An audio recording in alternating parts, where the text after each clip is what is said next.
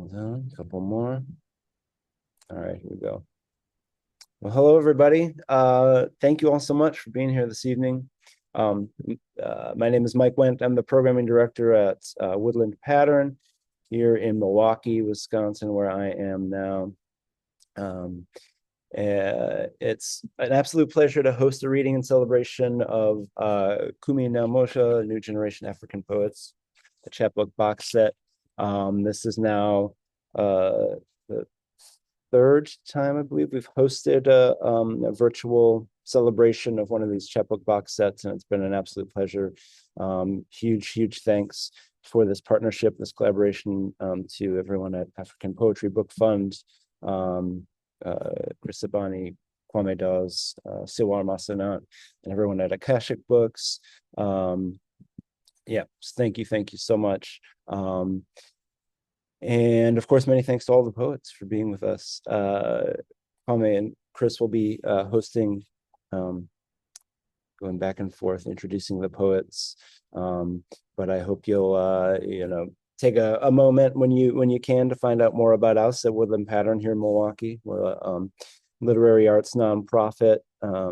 Been here for going on 50 years, 46 years, and with we're great fans of all the literary arts, but with a special love for poetry. So this is exactly up our alley, and grateful to you all for being here to celebrate. Got a few more people coming in. All right.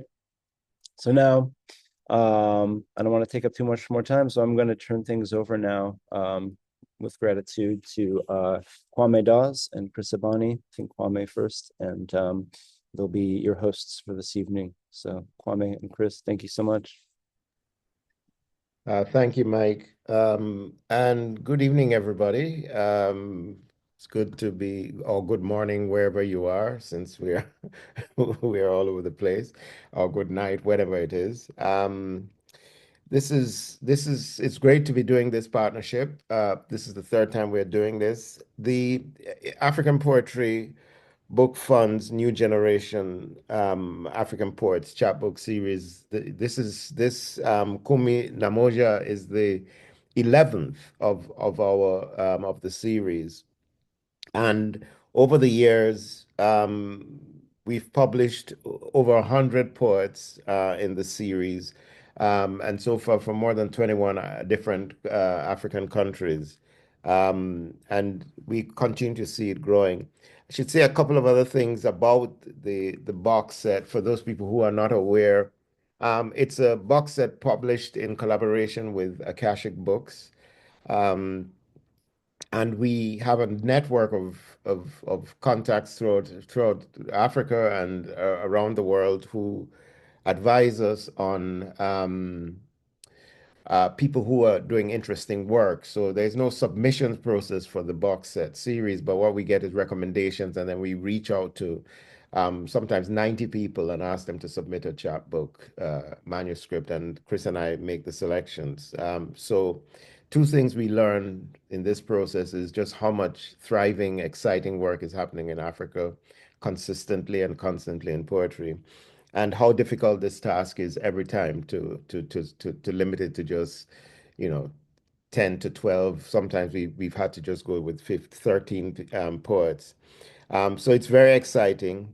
The other thing that people may not know is that each box set features the work of an African artist. And they've over the years, these artists have been really generous in giving us multiple images from their work, which we've used on each of the box set covers.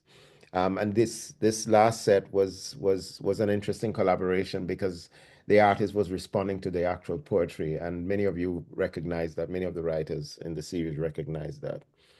So it's and I just again to thank Siwar who Siwar Mazanat, who has just been a serious figure in the APBF. You all know her, those who are the writers and so on. I'm grateful for all these writers who are here to read work and to share work with you.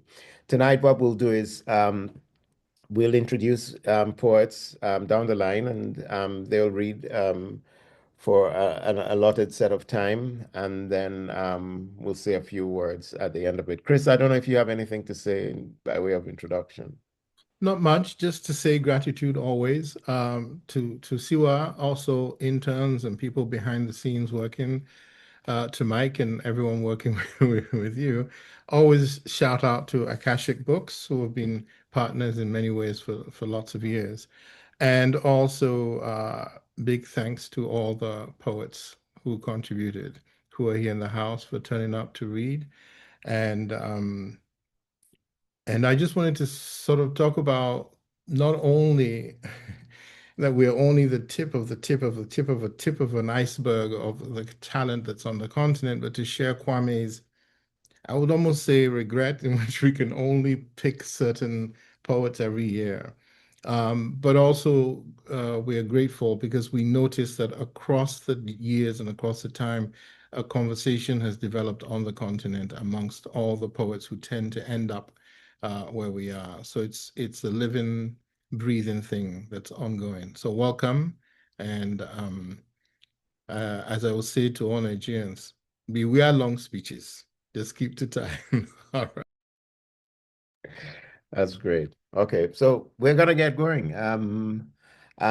So our first reader is Abdulkareem. Abdulkareem is a Nigerian writer and linguist. He's a recipient of the Hilltop Creative Writing Award for Excellence in 2023.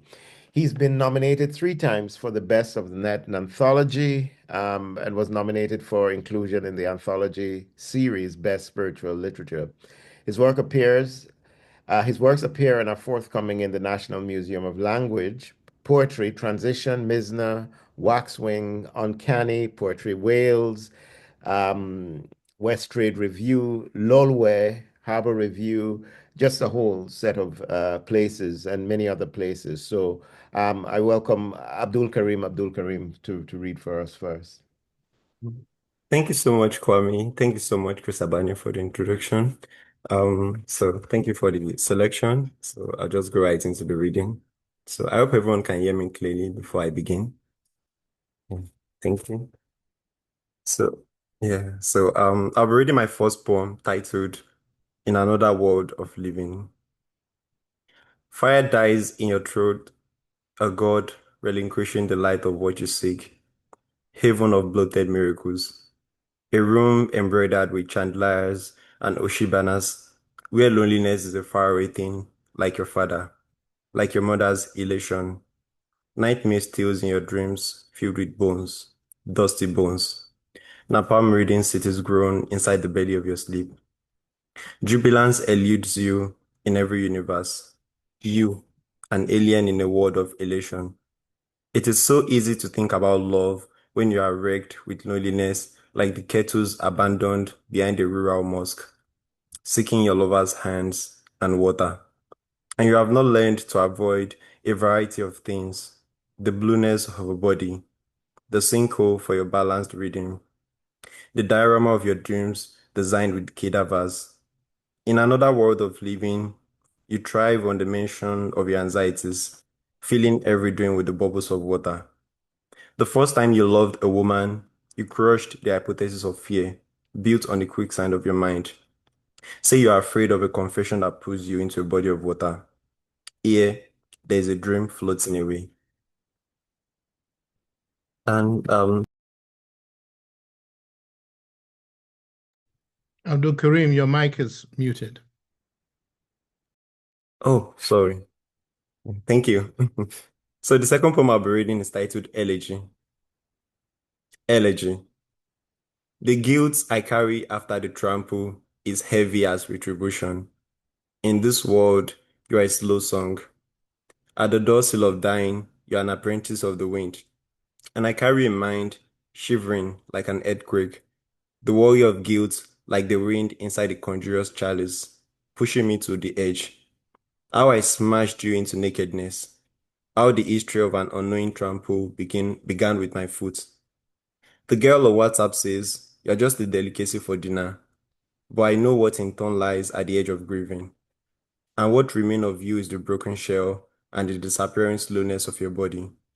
I say to the night, forgive my eagerness. I say to the night, Forgive my extreme eagerness.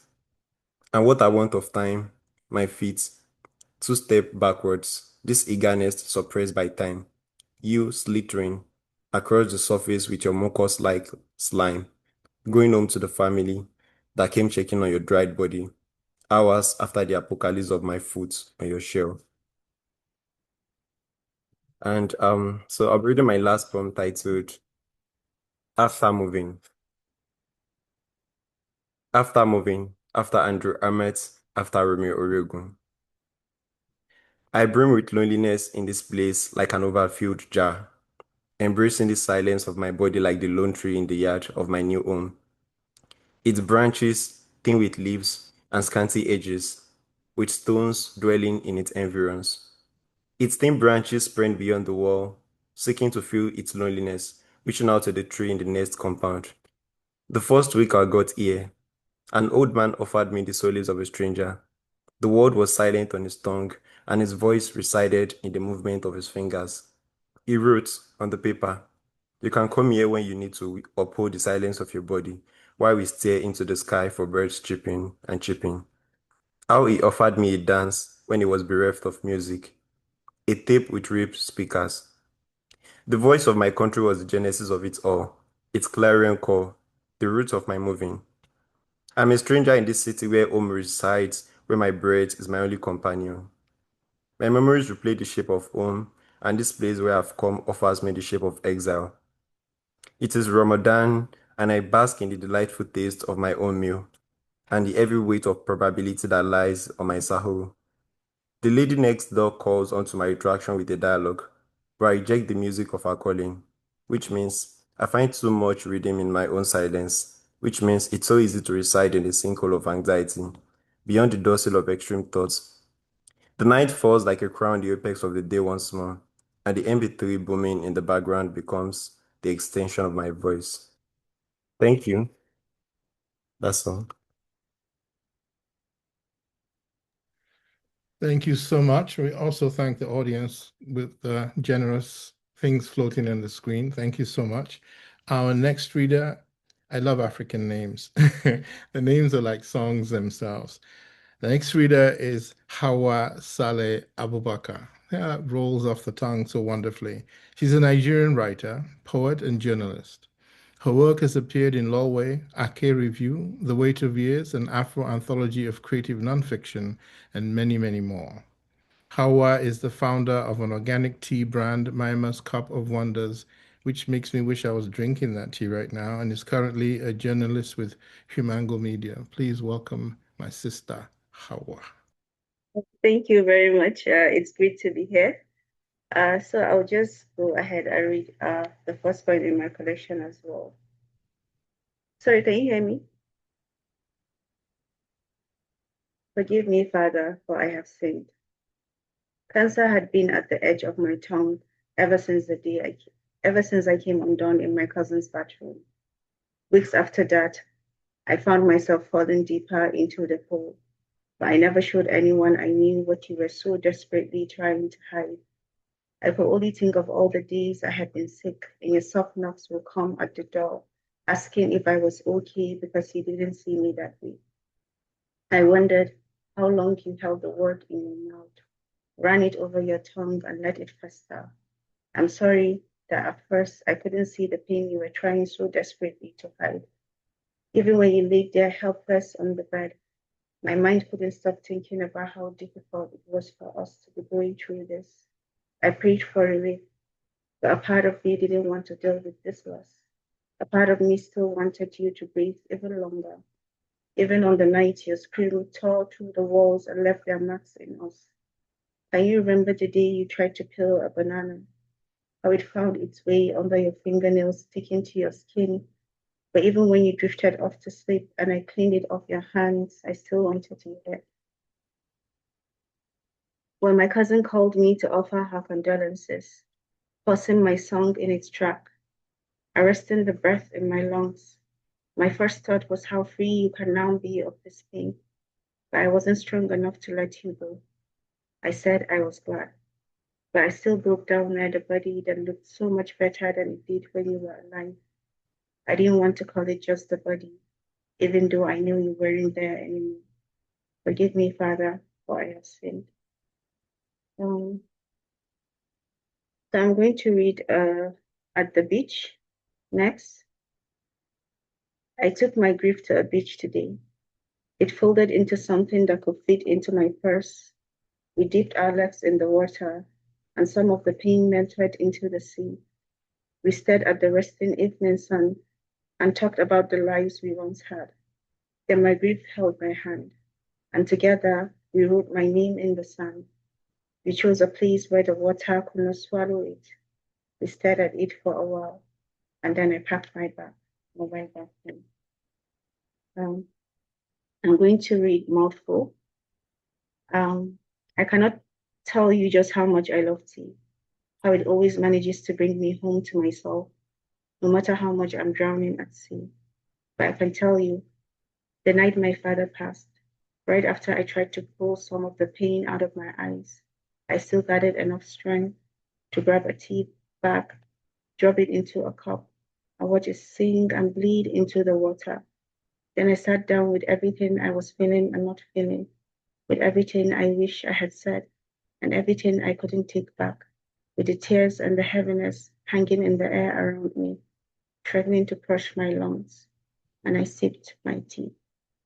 The last poem I'm going to read is Will You Still Love Me If I Was a Zombie?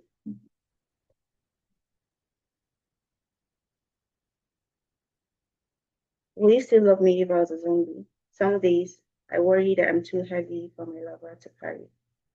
These are the moments I fold into myself. And when I get the strength, I ask, will you still love me if I was a zombie? To which my very logical lover will say, but you wouldn't be you anymore. On those days, I laugh and say something like, what happened to hiding me in the basement and finding a cure? But we both know I was a zombie today, and my lover didn't go running to the door. If tomorrow I become a zombie again, I will ask differently. Do you love me today? And the answer will always be yes. Even now that I can no longer call my lover, I throw the question into the void, and the echo answers that yes. Thank you. Thank you so much. Thank you so much, Hauwa. I like your glasses too. There's a that's a great fashion statement. Thank you. So the next reader will be Michael Imossan. He's a poet of Ibibio origin. He is the author of an award-winning chapbook for the love of country and memory, and a pamphlet, A Prelude to Caving. He is the 2024 winner of the Silliman First Book Prize for African Poetry, a book that I've been digging into a great deal recently. So let's welcome Michael Imossan. Thank you so much for the generous introduction. I'll be reading two poems from my chapbook. The first is titled We Ate Through the Thunder. And so it goes. That morning is still caged inside my heart when the door shivered to a knock, when the landlord, with anger-stained face sculpted into a black shirt, urged along the doorway. It was thunder outside, and I was too young to understand. But I could see it on your face, the sadness ripening like a new day. Forgive me, there's so much story trapped inside my teeth. I slept in a bed yesterday, and the sky was still a sky, satin blue spilled on white canvas.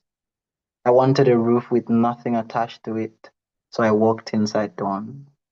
I have known to touch the world like something with fangs. Forgive me, I know you'd want me to forget. Forgive me, I keep saying forgive me. It was all you said to the landlord before he flung us out in the rain. Our backs pressed against the cold mouth of God. I am sorry, you said, to me, as if it were your fault, as if our homelessness was a gun you held against my face. The world moved past us. We ate through the thunder to be here. But where is here? I can still feel the rain falling through our new roof. Thank you. So I will be reading the next one. It's titled Feminine Light. So, and it goes, if not my mother, then my auntie. If not my auntie, then the lights passing through this July glass. I am tired of calling myself bastard in poems. Here is my father wrapped in whiskey and honeycomb apology. Here is a decade-old story locked in my throat. Here is the woman by his side, crackling like red oil steeped in fire. Yes, there is a name affixed to my suffering. It is called stepmother. Our story goes, I wanted a father, so I claimed one. I wanted a beautiful home, so I ran inside someone's house. Once, I wrapped my hands around my body just to know what it felt like to be hugged by a man. See, I am happy now, my lips stretched into a pink dash. A knife passing through the body only teaches it healing, and there's a scar on my left wrist the size of a lesson. Forget all I have said. I have drunk 2 decades worth of water. Still, there is a thirst festering inside me. Think of it this way. I wasn't fatherless. I was only filled with too much feminine light. Thank you.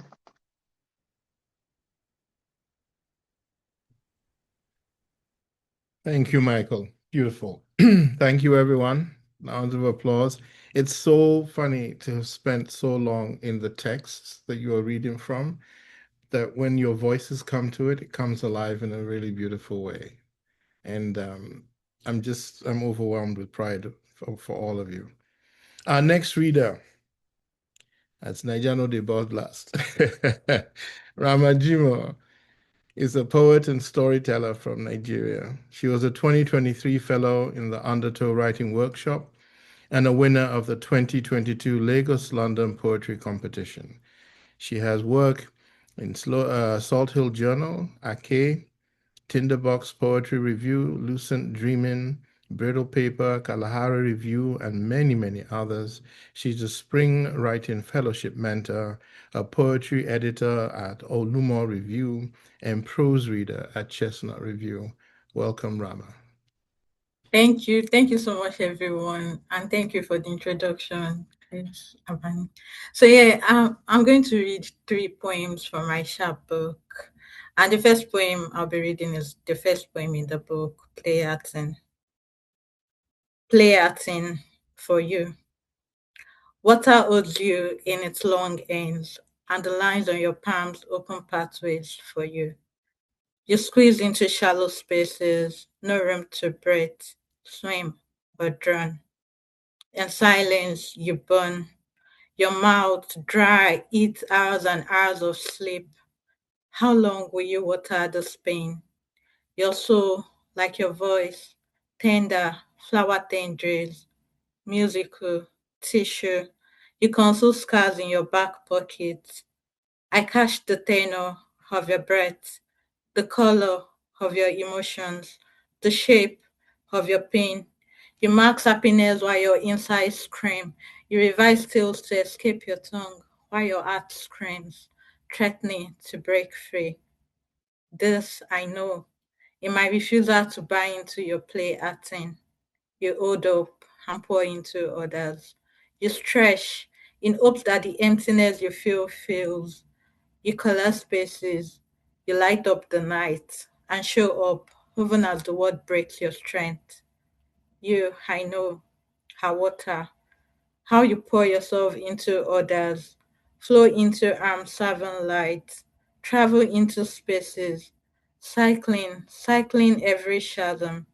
This I know to make you pure. The next poem I'll be reading is titled Ashes, the title of the collection. Ashes. I run as hungry flames chase us from our homes. A hungry man is an angry man, I run as fire breezes through our path, the road now lined with oil and years of labor fall into ashes. I imagine the president's shady promises about compensation, trucks ply broken roads. Afar, gloomy smoke levitates toward heaven. I spot some kids laughing, playing 10-10, unaware of the wheels nearby. The fire roused in anger, as if to consume. I ate its wheels of loss. I closed my eyes, but my nose, a Judas, breathing smoke. A dog backs away, as if to express fury. I know fire extinguishers show up when it's too late. I recall the Ikeja bomb blast and Dana air crash. I count SB of tragedies until my fingers falter. What legacy will those land leave? What next will it take from us? Nothing works here until there is some damage. It is a bargain of survivor without a written treaty that Nigeria won't still burn you. And the last poem I'll be reading this night is titled Landmine. And Landmine was written after the NSAS protest in Nigeria. Landmine. My brother solves his iPhone as the police halt our bus. I signal to him, but his mind wanders to the net. I nudge his shoulder and he shivers back to the bus. I fear their eyes will pop to name him. I'm used to this. My brother is not. I've learned the road gimmicks by heart like I know the new national anthem. My eyes are sentenced, my tongue locks in the bowels of my stomach. For what name do you give a country that claws its youth by the neck? Once they dragged the boy by his ears and handcuffed him for wearing locks. His freedom dashed to the wind until there is enough to bail him out. I want to teach my brother how the cries of October 2020 dissipated like sheer smoke into the blue sky. When a youth goes missing, yeah, he has fallen headlong into these traps, handcuffed to be led into a black Maria to waste away in Niger's Golgotha. What is the future shape of our country? A landmine that takes joy in playing with the ashes of its youth. Thank you. Thank you. Chris, can you do this? I've actually lost I've lost my sheet. Of course, I got it. Okay. Can you just go on? Yeah. Yeah, I'm just still sitting in all the music. Our next reader is my very own countrywoman, as they say. Please welcome Roseline Mgbodichinma, a Nigerian writer. She's an alumna of the Library of Africa and the African Diaspora, LOATAD, West African Writers Residency Program. Her work has been published in Brittle Paper, A Long House, North Dakota Quarterly, Tempered Press, Willow Herb Review, and Spring, among others. For more information, visit her website, Mgbodichinma.com. Please welcome Roseline. Thank you. Thank you so much, Chris, for that very beautiful introduction. I hope everyone can hear me. Okay, great. So the first poem I'll be reading is titled A Ghazal in Yeses. And it goes, the cost of living is a ruthless yes. Death proposes heaven to me. I accept a clueless yes. In a nightmare, cinnamon tries to asphyxiate me and fails. I wake up with a nosebleed. Alive, I yell a breathless yes. Once, in a magical crowd, I saw a vision, the depth of a root. I spew out dreams. The universe lets out a careless yes. I prayed to be sensitive, and my body became a mimosa. A man stroked my arms. I folded an airless yes. Y equals to mx plus b, where m is my body, x is depth, and b is God. Solving for y in this wild world is pointless, yes? I am salty when love holds me close in heat. It rains, a lover reaches, I moan a flawless yes. Lost is the color of a mermaid lake. Pour into me and I you. Let our bodies whisper a zipless yes. dark matter, gray matter, no matter, my life unconscious. Please offer me sentience. I'll scream a helpless yes. Ocean love becomes a cup of brackish water, and yet you ask, is love lost forever? The answer is an anchorless yes. Come humid, come dust. Bad soul makes bad weather. There is more to salvation than a godless yes. Can two work together unless they agree? The answer is a mindless yes. My body a case, I and a rose robin are dimorphic. Furnish me an immortal form. I'll bellow a deathless yes. The next poem I'll be reading is titled A Bloody Penchant. And it goes, to damn my body and conquer this world, to make my waist into fennel and pretend the current flowing between my legs is not a madhouse. I go to church. There is prophecy about painless periods. Undoing is this red song.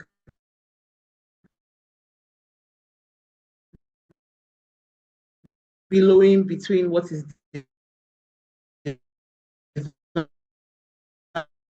divine what may be an overflow. My case. I kneel in India, turns blood red for 3 days in June every year. Gracious God, why give a woman's rest to a river? For when a woman's body is an amenagogue, petition is merely a blood clot. My uterus is a bounty hunter, and every month I must pay for not bringing a newborn into this world. My lining breaks down in protest. I bleed and bleed and bleed. The last poem I'll be reading is titled, The Same Friend Asks Me What Happiness Means to Me. It is a seasoned pepper soup bowl that makes me snort. It is juicy protein in a plate of stew. It is vanilla gelato in a heat wave. It is the crisp in a bag of salted chips. It is the feel of ice water gliding down my throat after a sunny day. It is peppery stew after a Sunday sermon. It is a hug from a sister. It is a long video chat with friends. It is the sanity of a brother. It is eating bread fresh from the oven. It is applying lip gloss on my juicy lips. It is the warmth of my mother's embrace. It is mind mapping a father's love. It is never being body shamed. It is photographing my body in a mirror. It is being photographed by someone who loves me. It is laughing at my own jokes. It is writing this poem. It is holding an answered prayer. It is listening to hymns and poetry. It is dancing alone in a room. It is watching people dance. It is buying a journal. It is watching Black love on screen. It is reading a good book. It is having a cool nap. It is reading a handwritten letter. Happiness is all of this, but never everything. Thank you. Beautifully done. Beautifully done. I have to say, oh, African ancestors are strong. Even technical glitches are handled like remixes. This is wonderful. This is really amazing. I'm going to move forward with introducing our next poet. I just want to check, is it Sion or Sh? Is it an S or Sh? Can you talk to me, Ade? Adesiyan. Sheen. Thank you very much. I didn't see there's no like dot on this, so I wasn't sure. Adesiyan Oluwapelumi, a true child of the gods, is a Nigerian poet and essayist. Winner of the Timbuktu Poetry Challenge in 2024, Oluwapelumi work is featured in 20.35 Africa, Brittle Paper, Fantasy Magazine, Poet Law, Poetry Wales, everywhere this man is published, though, and elsewhere. He is a member of the poetic collective TPC. Ade, welcome. Thank you so much for that introduction. So, the first poem I'll be reading is the title poem of the Chapbook, Mouthful of Sinners. In the name of genocide, a father will give the ashes of his born daughter in her heart. His hands are diamond heavy with the weight of loss, and his eyes is the festering wound. We are plucked from our homes before our tenderness rises. The world, a cruel mother, serves us of love, and leaves us by the roadside to suffer the wrath of the inflamed weather. The air here shrivels up everything beautiful and tender before it blooms. In a mouth once ripe with song, a glossary of artillery colonizers. The air holds our body like water dissolving through. I am a wanderer from the chaos, watching from the luxury of a home. My face boils with tears. I pray to God for rain to wash the dirt, to cleanse this grave. Inside a minaret while praying, I eavesdrop on a young boy as they recount the rosaries and the takbir for the 100th time, waiting, praying, wishing for it all to become history without memorial bar of scars. I cannot tell him this is how time wears us like a skin, till our hopes age like wrinkles, or how long we must mourn so we can sing once again someday. So the second poem I'll be reading is titled Black, with a line borrowed from Washington. It is written for David Oluwale. To be born black is to be Christian death. I'm a testament of every mass grave called a country instead of a cemetery. Around us an ambush circles. A city of walls has been built around our bodies. In our mouths, an anthem becomes elegy, mourning the leaves of memories decaying in the forest of our hearts. Brother, here there is always a prayer. Who will walk with me into a prayer with bridges at the verge of collapsing? Look, there goes the black boy, his body sliced in half like an unripe pomegranate. I have seen death enough to make the human eye a city upgrade. Oh brother, we are blank pages. We are born to be maimed, brutalized, massacred, and killed. No one unnames themselves. No one runs from their country unless their country is a shark's mouth. And the last poem I'll be reading is titled Elegy, and it's written after Danush language. I stand at arm's length from your corpse. Let the universe between us yawn and lie. Nothing sleep down here. Maggots, grubs, houseflies, and witches creep out from your ribcage. Let the hive in your throat where silence buzzes. The soil you sleep on sweaters with truth. Dreams and abyss you fall in by. I look through your eyes and they reflect the light pouring into them like glass. Some live, some living, and some live. You're an island where hungry crocodiles circle in ambush. Forgive me, I could not save you. You are a dying species. The world burns and soft bodies like yours cannot survive the heat. Even water burns here. Ask me for the ashes and I'll bring them to you. Love, your voice like a song sifted through a sea with nothing but silence now. A feather falling through wind. There's a magnolia flower growing in the soil your blood seeped into. I see your smile and it's buzzing. It's petals like your skin, harmonizing the lights with colors. The darkness has fitted you into a shadow, and now you no longer exist in the light. You are eclipsed.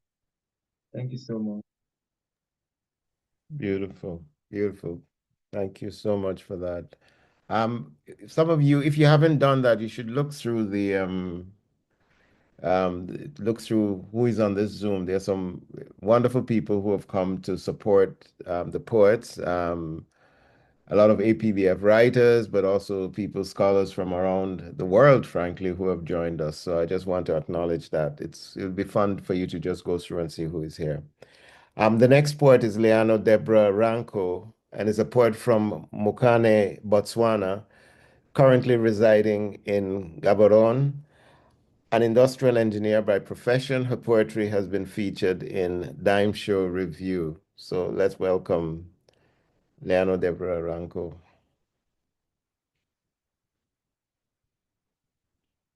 If they are here. See no movement. Okay.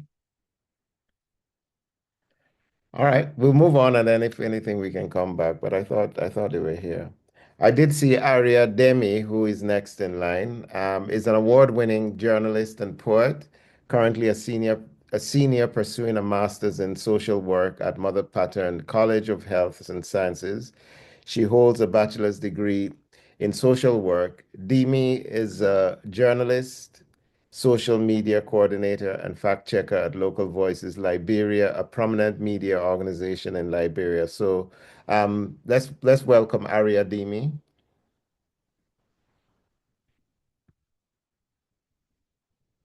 I know I saw Aria Deemie. Yeah, I'm here. Okay, good. Thank you. I've graduated, by the way. And there's a new job now. So I'll go straight right into the reading. I'll be reading 3 poems. And the first is titled Mistress Gray. And it reads, Mistress Gray, mother dear, whom everyone favors, has a tree that bears fruits of labor.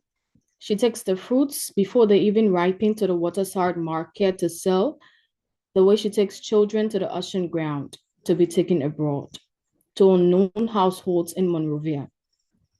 She makes much profit and does not care. The seeds of the fruits aren't hers, but those of other women. She goes back to the farm and encourages other trees to bear so that she can harvest and nurture them as her own. Thank you. The next one is titled Bessie's Lament. And it reads, wherever you go, please don't forget to take care of your sisters and brothers. Remember that you have a sovereign family that needs your help. My parents woke me up early Sunday morning to pray for me and bid me farewell, with pieces of advice during our family devotion. I would leave later that day to live with my new family. At my new home, somewhere in central Monrovia, I slept. Days washed into weeks, weeks into months, months into years. I could not go back as a failure to a suffering home that sent me to suffer. I ran away from my master, her husband. I ran until I forgot I had legs. The third is titled A Mother's Song. The last time I saw him dressed in his Sunday best, going down the road of fortune, my boy was going to make me proud someday. I could not afford to give him a better life, so I entrusted my fate to the fate of the civilized world. Back home, harvest seasons come and go, and like Christ, there are no signs of his return. But I still look down the dusty road he once departed on. I imagine, say, my boy, running up to hug me. I know it has been so long. He might be all grown up, but for me, he's still my little boy. The one I talked to sleep every night, blessed his future and wished him every good that I hadn't experienced myself. Wherever he is today, my prayers are with him. Thank you.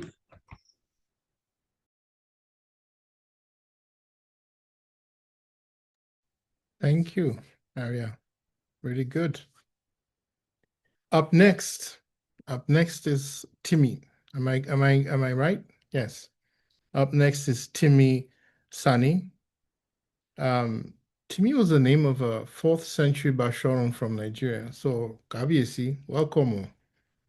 Timi Sanni is a writer, editor, multidisciplinary artist from Nigeria. He's the winner of the 2021 Anita McAndrews Poetry Award, the 2022 Creative Diadem Creative Writing Contest. He's been recognized by Poets Without Borders, Spring, and has been featured on the Daily Trust. His poems have appeared in Blackwater Review, New Delta Review, Cincinnati Review, Frontier Poetry, Lowell, and elsewhere, and is all good Nigerian poets. He holds a degree in biochemistry from Lagos State University. Oga, welcome. Thank you, sir, for the very beautiful introduction. I'm going to read 3 poems as well. I'll follow tradition and make the first poem I read the first poem of the collection. The first poem is titled One Pole. This is the season where grace is most difficult, hunger, prominent, the body constantly running out of fuel. A white hands drumming, can I have that boy's zeal? Windows clapping, red dogs barking in the streets. Can I have again those gone days where the only consequence was fun? I am losing the art of my youth. I am stacking with shaky hands jagged rocks by the shore of this blue dream, knowing that every pebble is a moment balanced in time and waiting for the collapse. How now the wind tears through it all. This is not how it ends. This must not be how it ends. Tell me about that year when I treaded the eye of a storm. How life had only just begun. How it was cold and no one could breathe.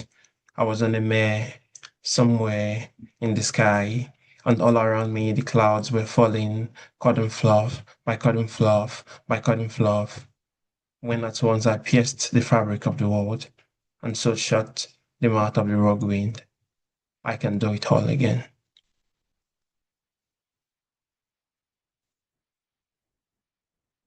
The next poem I'll be reading is a litany, written after Ernest Oguyemi's song.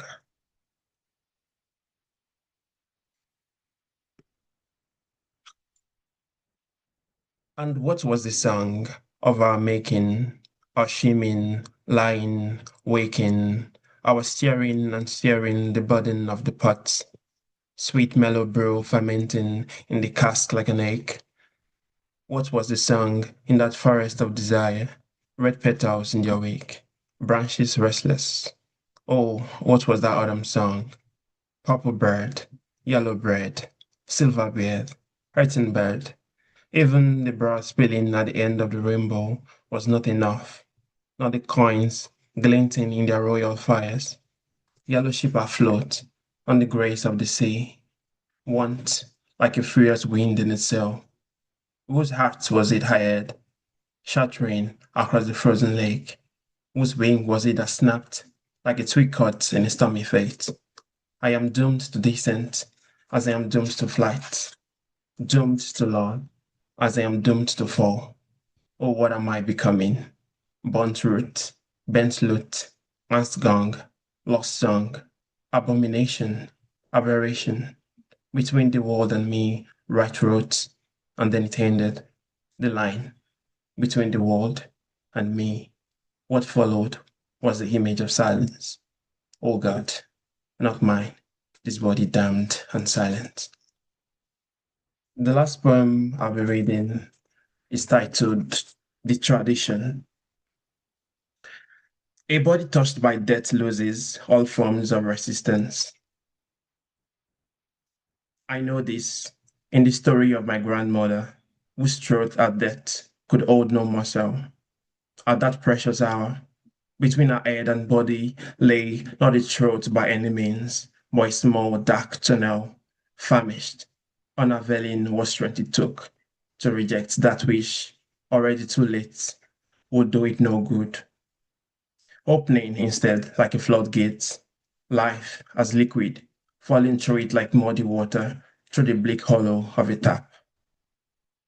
I will never forget the haunting drip of the pap as it dropped in the gourd of her belly. It was women's idea to force feed her to life. From heaven, a man of light descended. Illumination so intense her body splintered spirit from flesh. And suddenly, a tongue, white with the wisdom of death, and heavy, could speak the language of men.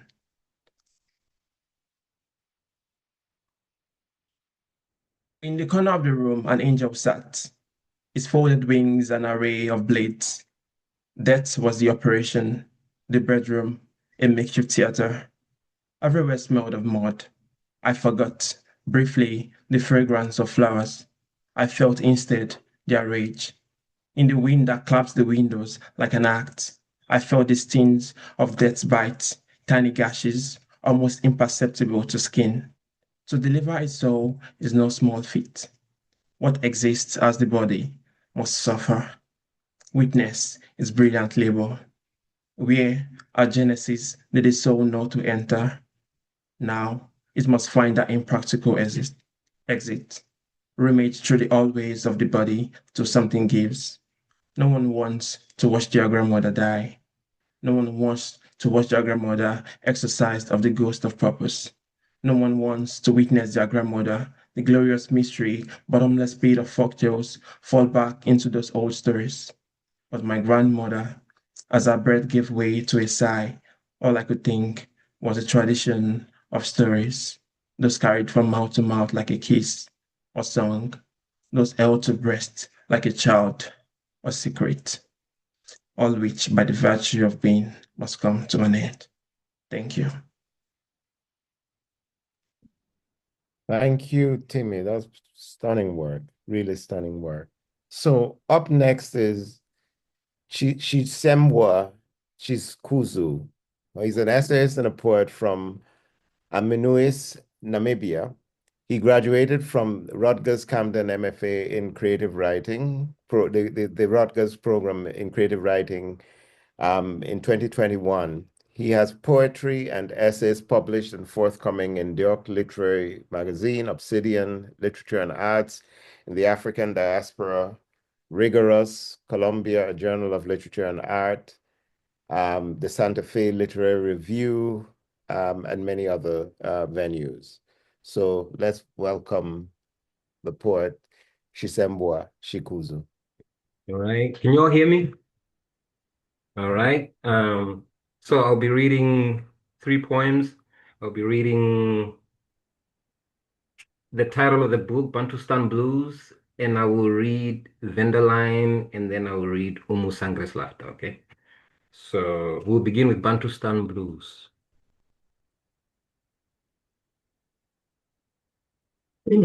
Bantustan Blues, Bantustan Blues, Bantustan Blues. The night spreads over the expansive savanna like soot on leaves after a bushfire. Mother is at the sugar doctor's in Windhoek.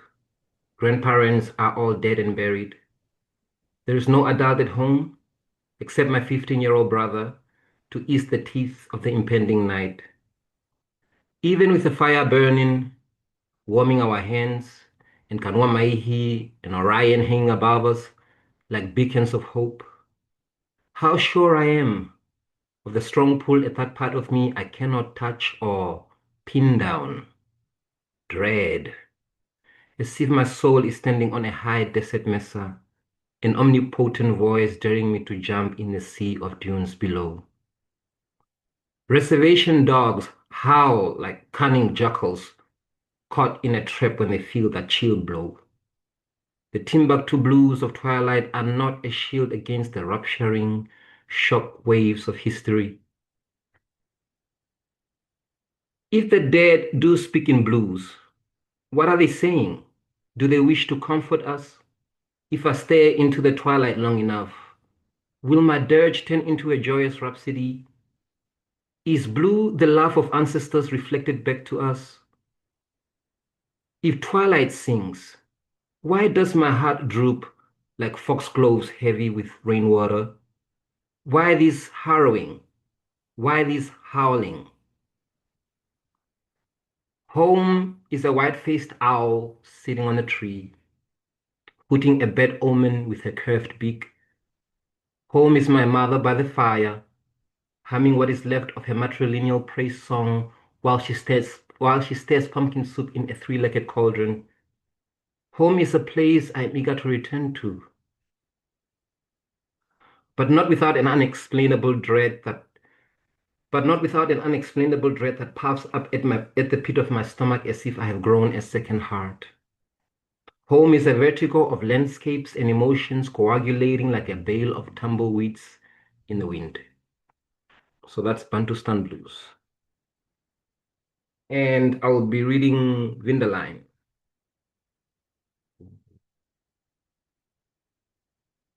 All right, Winterline. So this one is about my grandmother.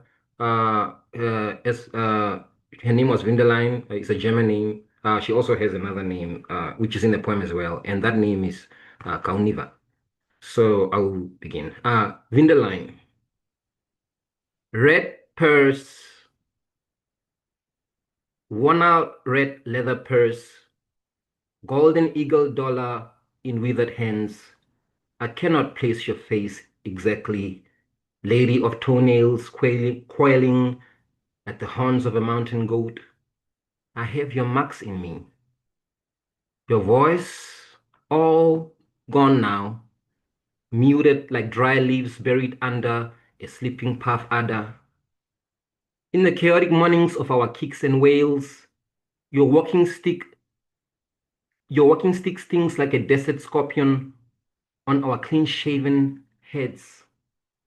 Red pears in brown weathered hands. Your golden dollar fits me like bread, more than bread. Grandmother, red lady of warring bloods. It is you I come to for courage in the dark, you lady of heavy winds and spirits, you lady of fermented peas and hymns. In the mountains closing, I whisper your name in the hungry wind. Kauniva, Kauniva, Kauniva, and the night parts in threes.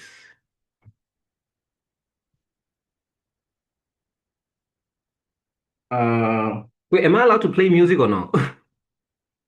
Or is that a copyright infringement? Yeah, It is? that's fine. Yeah, no, you can play music. Yeah. Okay. Okay. So the last poem the reason why I wanted to play the music is like the last poem is based, the whole poem was triggered by Umusangre's laughter in the song Seya. Do you guys know that song? Seya, Seya, and she goes ha ha ha ha. So that ha ha ha ha, right? That's the laughter I was chasing to write down. So this is Umusangre's laughter, 57. Yeah, so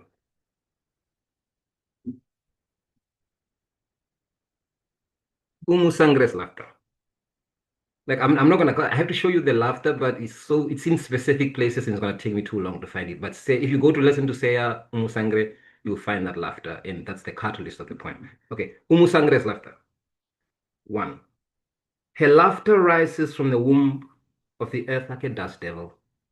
Hers is laughter honed in perennial goodbyes. Hers is laughter that rises from the sands of deserted landscapes. Hers is a voice that knows days split into pieces like broken calabashes. In the sea of these historical discontinuations, the sea water up to our necks, she loves as though all that has been lost has been preserved all along, free and accessible as air. 2. To the Malians, with joy I go to the Malians, with joy I return to the Malians. 3. Joy is all I remember when you held my hand, long and tender, like a man calming an orphan fawn. It was the way you regarded me. I felt hefty and present. You reminded me of my people from the old country. You standing there, tall and calm, dark and beautiful, teeth white as the sheep in Solomon's song. 4. I can finally see them. The pearls in the rain of Sangre's laughter, like the golden orbs in, and then we saw the daughter of the Minotaur. Thank you. Thank you so much. So I just want to double check just to make sure that that Leano Debra Ranko is not here. Okay, so if you are, speak now, forever hold your pieces. Thank you all. This has been a fantastic, fantastic reading. And every time we do this, I'm reminded just how remarkable some of the work that we've seen come out has been. And I really encourage people to get a copy of this box set, give it as gifts and so on and so forth. And the beauty of it is that we've been archiving these amazing books for, like I said, this is the 11th edition, and some are still available. They're a limited box set, but some of the work is still available. And I encourage people to dig it up and look for it. And pay attention to it. I just have a couple of quick things to say. about APBF and things to look out for, some news that I think you should know about, some publishing news. Some involve some of the writers who you heard today. One of our chapbook authors of the past, Benga Adesina, who is the winner of the Ras Shoemaker Prize in Poetry Prize with Prairie Schooner in 2024 for his book Death Begins at Sea, was longlisted for the National Book Award, which is just a fantastic achievement and great for our series as well, for all the poets that come through our work. We've recently published 3 exciting collections of poetry. From 3 Nigerian poets, Chisom Okafor, Winged Witnesses, and Chinua Esenwa Ohaeto's The Naming, which is just out, and then Sadiq Zukogi's Bakandamia, which is also just out, a great epic poem. So these books are now on the ground and are causing their own waves as they should. So please look out for that. In 2026, that is this year, we are looking forward to publishing 3 more much anticipated titles. I Have a Home Here is I have a home, There is a We by Mohammed Khelef Ghassani and translated by Meg Arenberg. And this was the book that was one of the winners of the Kiswahili Poetry Prize many years ago. And we finally got that translation done. And that book is going to come out this year. Michael Imossan's, who we just heard, his full-length collection, All That Refuses to Die, will be out as well. And then we'll be publishing the collected works of Patricia Jabba Wellesley. All right, so that's Patricia from Liberia, Jabba Wellesley's collection. And also we'll be publishing Kofi Anidoho's Ewe Poetry, which has been translated. So this is an exciting series of poets and poetry coming out. And we have a lot of other works in a lot of other writers in the works that are coming up. And then we'll be at AWP. So if you happen to be at AWP, please come to the book fair in Baltimore. And if you are attending, please come to the table and just make a crowd there so that we become a disturbance in the place. That's a lot of Africans crowding a place is always exciting. So please come and join us there. And for everybody who has been here, I just see some familiar names and faces, people who go back a long way. Thank you for showing up. I see Simon Lewis and Nina Bear. I mean, I could go on. So thank you all for showing up. And Chris, anything to say before we wrap up? Just a lot of gratitude for everyone who came to supporting community. We know you have many choices of where you could be. Thank you for spending your time with us. I wanted to thank all the poets. Many of you have been battling the tyranny of NEPA, the tyranny of fastly disappearing credits to be online. And of course, we can't forget the witches. So I thank you all for being here. Adukpe o, nagode, ekene munu. Thank you so much.